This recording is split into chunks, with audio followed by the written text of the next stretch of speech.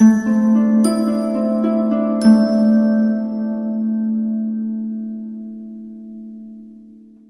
you have surplus air in your stomach, it usually comes out as a burp. Usually the burp will have the odor of the food that you ate, but sometimes it will smell like rotten eggs. This is a condition that is known as sulfur burp, and they can be very awkward and unpleasant, especially if they happen in the presence of others. The real reason why the burp smells so bad is hydrogen sulfide, H2S.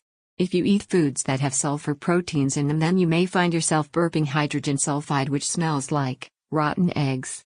The sulfur-reducing microbes in the intestine digests this protein and releases gas. Everyone expels H2S when they burp, and this is especially true in pregnant women. During pregnancy, the digestive process becomes lethargic, and this may be the reason why it is common. If sulfur burping comes with diarrhea or vomiting, then you should have a doctor check on you, because these can hint towards IBS. Let us look at the causes for sulfur burps. The first reason is an infection in the gastrointestinal tract, GIT, caused by the Helicobacter pylori bacteria. This can cause gastric problems, heartburn, bloating sensation in the upper abdomen, and sulfur burps. Another reason is through a parasite called Giardia found in water bodies. This is a parasite and causes people to have sulfur burps. The parasite can lead to the development of ulcers, abdominal cramps, diarrhea and vomiting. Both Helicobacter pylori and Giardia infect humans through poor hygiene, oral fecal transmission, and untreated water. Another cause is improper eating patterns. If you eat heavy protein meals and sugary foods, then these may lead to you having sulfur burps. Once the gases reach a certain amount, they will leave the body as burps with a rotten egg smell. Prescription medicines have also been known to cause this condition. If the medicine contains sulfur, then there are more chances of emitting H2S in your burps. Another cause is a condition known as small intestinal bacterial overgrowth, SIBO. There is a delicate balance that prevails in the intestine of the flora or bacteria found there. Someone with celiac or Crohn's disease may have a larger amount of bacteria, which leads to sulfur burps. So, what foods should you avoid? As mentioned, high-protein foods are the largest culprits when it comes to producing sulfur burps. This is because the food will stay in the stomach for longer as the protein is digested. The result is excess H2S coming out of your mouth.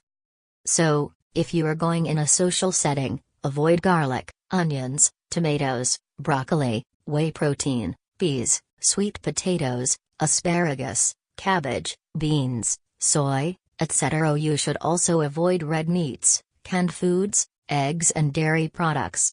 Avoid cola, coffee and tea. Also avoid cashew nuts, bananas and coconuts. How to get rid of sulfur burps? You should increase your intake of water, since this will help in digesting the proteins. You should avoid foods that have a lot of sugar. You should slow down on alcohol intake. In order to detox your gut, you should take herbal teas. Avoid carbonated drinks, which will only serve to increase the burping. You should take high-fiber foods which help in digestion. Do not have ready-to-eat or canned foods. Take a glass of warm water with honey and lemon every morning. This effectively reduces the chances of you developing sulfur burps. Half teaspoon of baking soda mixed in a little glass of water can also help get rid of this embarrassing problem. Do not take it on a full stomach. Pregnant women, those on sodium-restricted diet and children should check with a doctor before taking this drink. Do not consume baking soda with antacids. Pepto-Bismol is effective for sulfur burps. It works by binding the H2S, thereby eliminating sulfur burps. It is indicated to be given for adults and children above 12 years of age. You may get black stool or find blackness in the tongue. This is because the active ingredient involved is bismuth, which combines with sulfur in your burps and gastrointestinal tract and forms black-colored matter called bismuth sulfide. The black color is harmless and transient. It may even last for some days after you stop Pepto-Bismol, and eventually go away. Talk to your doctor if the condition persists. For more videos, please like, share and subscribe to the channel.